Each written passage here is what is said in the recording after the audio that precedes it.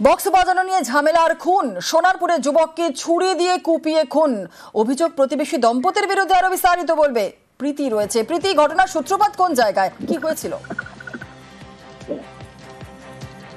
প্রীতি, শোনা যাচ্ছে? যেমনটা বলছিলাম আপনাদের, বক্স বাজানো নিয়ে ঝামেলা, তারপর খুন, সোনারপুরে যুবককে ছুরি দিয়ে কুপিয়ে খুন, অভিযোগ প্রতিবেশী দম্পতির বিরুদ্ধে। কালী পুজোয় মণ্ডপে বক্স বাজানো হচ্ছিল, আর সেই বক্স বাজানো নিয়েই ঝামেলা, তারপর খুন, সোনারপুরে যুবককে ছুরি দিয়ে কুপিয়ে খুন, অভিযোগ প্রতিবেশী দম্পতির বিরুদ্ধে। আরো বিস্তারিত বলবে প্রীতি রয়েছে আমাদের সঙ্গে। প্রীতি, ঘটনার সূত্রপাত কোন জায়গায়, ঠিক কি হয়েছিল? দেখো, কালী পুজোর মণ্ডপে বক্স বাজানো নিয়ে বিতণ্ডা, এবং সেই বিতণ্ডা থেকে ছুরি দিয়ে খুন করা হয় এই সনাতনকে।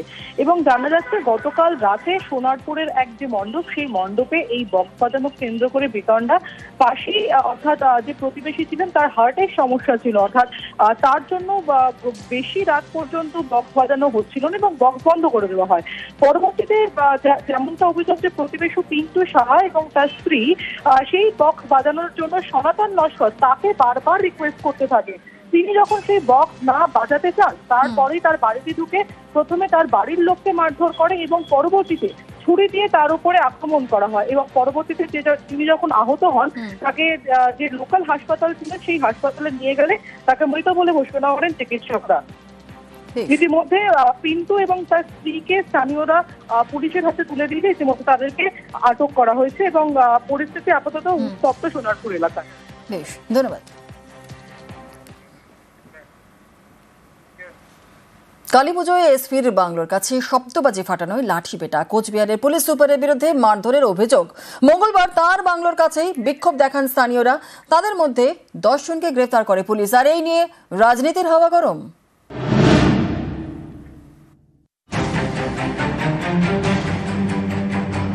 কোচবিহার শহরের রেল গুমটি এলাকা, এখানেই পুলিশ সুপারের বাংলো। সোমবার কালীপুজো রাতে এসপির বাংলোর কাছে শব্দবাজি ফাটাচ্ছিলেন স্থানীয় কয়েকজন। অভিযোগ, এর জন্য তাঁদের লাঠিপেটা করেন কোচবিহারের এসপি। এ নিয়ে পরের দিন অর্থাৎ মঙ্গলবার এসপি বাংলোর কাছে বিক্ষোভ দেখান স্থানীয়রা। 10 বিক্ষোভকারীকে গ্রেফতার করে পুলিশ।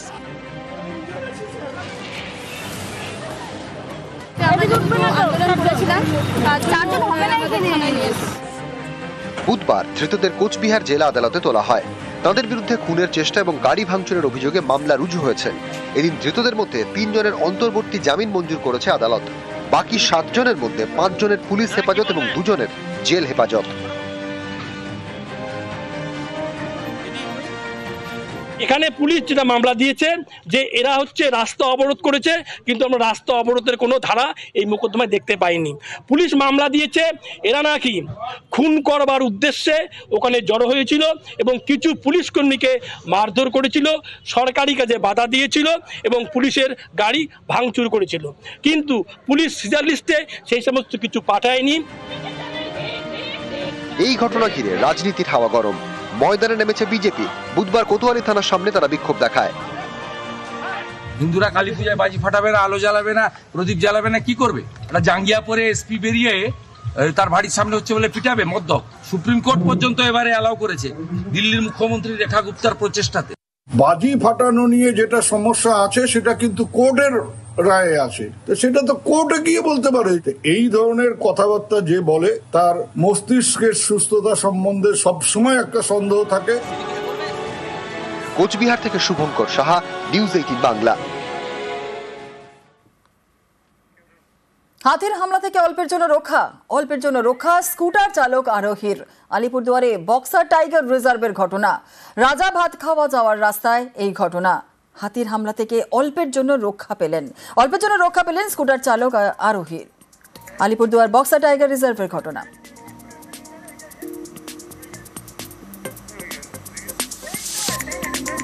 দেখলেন, অল্পের জন্য রক্ষা স্কুটার চালক আরোহীর। হাতির হামলা থেকে অল্পের জন্য রক্ষা।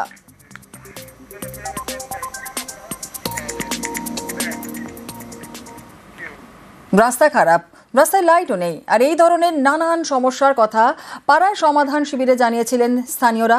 আর তারপরেই কাজ শুরু নদিয়া এবং আলিপুরদুয়ারে। পাড়ার সমাধান ক্যাম্পে জানিয়েছিলাম, তারপরে এরা মিটিং বসিয়ে এটা রাস্তাটা হচ্ছে, আজকে কাজ শুরু হলো। আমরা খুব খুশি। আমাদের পাড়া আমাদের সমাধান রাজ্য সরকারের প্রকল্প পাড়ায় পাড়ায় শিবির। সরকারি এই ক্যাম্পে গিয়ে এলাকার রাস্তা, জল, আলো এবং নিকাশির মতো নানা সমস্যার কথা জানিয়েছিলেন নদিয়ার বাসিন্দারা। তারপরেই কাজ শুরু।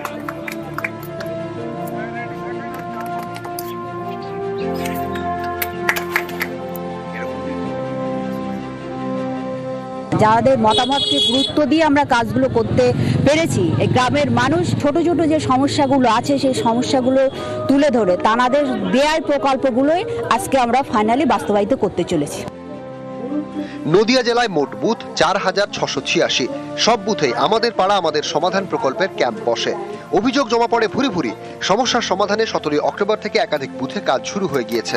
রাস্তা সারানো, রাস্তায় আলো বসানো হচ্ছে। মোট 1427টি প্রকল্পের কাজ চলছে বলে জেলা প্রশাসনের দাবি।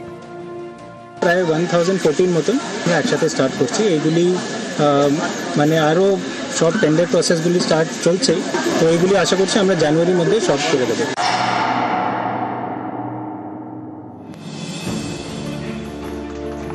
মঙ্গলবার থেকে আলিপুরদুয়ার জেলাতেও কাজ শুরু করেছে প্রশাসন। আমাদের পাড়া শিবিরে জমা পড়া সমস্যা মেটাতে এই প্রথম আলিপুরদুয়ারে কাজ শুরু। মাননীয় মুখ্যমন্ত্রী মমতা ব্যানার্জির জন্য আমাদের পাড়া আমাদের সম্মানে এই কাজটি হলো, খুবই উপকৃত হলো। যে বর্ষার সময় জল প্লাবিত হয়ে আমাদের টোটাল পেটা ভেসে যায়, বাচ্চা কাচ্চা পার হতে খুব প্রবলেম হয়। এটা হওয়াতে আমরা খুবই খুশি। আমাদের সবই ক্যাম্পগুলো শেষ হয়ে গেছে, এখন ওয়ার্ক অর্ডার দিচ্ছে। আমাদের 20,000 প্লাস স্কিম সেটা আছে, ওইটা আমরা আশা করছি by December as per the mandate of the government আমরা ওইটা শেষ করতে পারবো।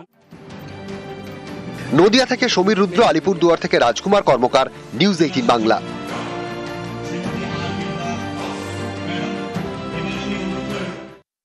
আগে সিএ নিয়ে প্রচারে জোর, সিএ ক্যাম্পের সংখ্যা বাড়াতে নির্দেশ কেন্দ্রীয় নেতৃত্বের।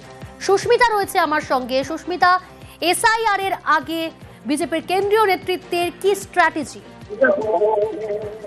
দেখো, এসআইআর পর্বে বিজেপি যে রাজনৈতিকভাবে ঝাঁপিয়ে পড়বে সেটা যেমন ইতিমধ্যেই জানা গিয়েছে, কিন্তু সিএ নিয়েও বিজেপি জোর কদমে তার প্রচার পর্ব চালাবে, এমনটাই আজকের বৈঠকে সিদ্ধান্ত হয়েছে বলেই সূত্র মারফত জানা যাচ্ছে। বিএল সন্তোষ ঘোষ তিনি ছিলেন আজকের বৈঠকে। তিনি নিজে স্বয়ং নির্দেশ দিয়েছেন রাজ্য নেতৃত্বকে, জেলা নেতৃত্বকে, যে এসআইআর পর্ব শুরু হওয়ার আগেই সিএ ক্যাম্প, সিএ প্রচার শিবির, সেই শিবিরের মাধ্যমে প্রচার চালিয়ে বিভিন্ন যারা সিএর অন্তর্ভুক্ত হতে পারেন যে সমস্ত নাগরিক, তাদের নাগরিকত্ব প্রদান করতে হবে।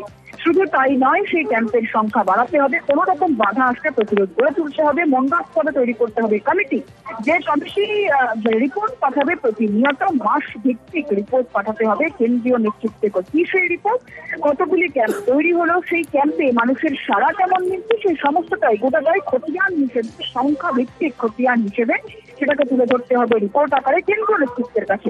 শুধু তাই নয়, বিভিন্ন এলাকা বেছে দেওয়া হয়েছে। উত্তরবঙ্গের বেশ কিছু এলাকা, সীমান্তবর্তী এলাকা, বনগাঁ, রানাঘাট, নদিয়া, এই সমস্ত সাংগঠনিক জেলা, সেখানে সিএ ক্যাম্প বাড়াতে হবে। মধুয়া অধ্যুষিত এলাকা, যেগুলিকে বিজেপি মূলত তার ভোট ব্যাংক হিসেবে মনে করে, যেগুলিকে বিজেপি মূলত তার শক্ত জমি হিসেবে মনে করে, সেই সমস্ত জমিকে ধরে রাখতে আগামী বিধানসভা নির্বাচনের আগে এসআইআর ইস্যুকে সামনে রেখে যেমন বিজেপি রাজনৈতিকভাবে লড়াইয়ের ময়দানে নামতে চলেছে, তার আগে সিএ ক্যাম্প, সিএ প্রচার শিবির এবং নাগরিকত্ব অ্যামেন্ডমেন্ট বিল বা আইন, সেই আইনকে তারা সামনে রেখে সেই আইন প্রণয়নের মাধ্যমে নাগরিকত্বের সার্টিফিকেট দেওয়ার মাধ্যমেও মানুষের মনে জায়গা করে নিতে চাইছে। আগামী নির্বাচনের আগে বিজেপির অন্যতম হাতিয়ার হিসেবে এসআইআর এবং সিএএ কে সেটা একেবারে স্পষ্ট। সুস্মিতা, বেশ। ছবি দেখাই এবার আপনাদের চুচুড়ায় উদ্ধার রাশি রাশি ভোটার তালিকা। এসআইআর আবহেই গঙ্গার পারে উদ্ধার ভোটার লিস্ট। আরো বিস্তারিত জানাবে সোমনাথ রয়েছে আমার সঙ্গে। সোমনাথ, এসআইআর আবহাওয়ার এরই মাঝে গঙ্গার পারে উদ্ধার ভোটার লিস্ট, একেবারে রাশি রাশি ভোটার লিস্ট। হ্যাঁ দেখো, এটাই যে গঙ্গার পাড়ে যে সব মানুষরা ঘুরতে আসে তাদের নজরে আছে যে হুগলি জেলা শাসক দপ্তর ঢিলচড়া দূরে, এই দূরেই নির্জন জায়গায় যে ভোটার গুচ্ছ লিস্ট, ভোটার তালিকা, গুচ্ছ তালিকা পড়ে থাকতে দেখে এবং বিকেলে চাঞ্চল্য ছড়া এই এলাকায় যে এই এসআই আবহে যে দেখা যাচ্ছে লুটুপুটি খাচ্ছে ভোটার তালিকার যে লিস্ট, যে এক গুচ্ছ লিস্ট ওই রকম নির্জন জায়গায় পড়ে রয়েছে। এলাকার যে বাসিন্দারা রয়েছে যারা ঘুরতে আসছে গঙ্গার পাড়ে, তারা জানাচ্ছে যেখানে এসআই এই আবহে এত প্রশাসন বা নির্বাচন কমিশন এত নজর দিচ্ছে, সেখানে এই লিস্ট কিভাবে এখানে এলো, কিভাবে পড়ে রইলো, যেখানে অনেকের নথি থাকে এর মধ্যে, যে ভোটার তালিকার নাম্বার থাকে, এগুলো সব থাকে, এই সব লিস্ট যেভাবে পড়ে রয়েছে তাতে কোথাও একটা প্রশাসনের নজর দেওয়ার দরকার আছে, এটাই জানাচ্ছে। এবং বিজেপির তরফ থেকে বিজেপি নেতা জানাচ্ছে ভোটার তালিকার আগে যে এরকম ধরনের যে লিস্ট ওখানে এসআইয়ের আবহে যে এরকম ভোটার তালিকা ওখানে পড়ে রয়েছে সেটা প্রশাসনকে দেখা দরকার আছে। কে কারা ফেলেছে সেটা তো জানি না, কিন্তু পড়ে আছে। এটার থেকে যদি আজকে কেউ ধরুন জালিয়াতি যারা করে, স্ক্যাম করে, তো এই নথি থেকে নিয়ে যদি কেউ এটাকে অপব্যবহার করে তাহলে তার দায় কার?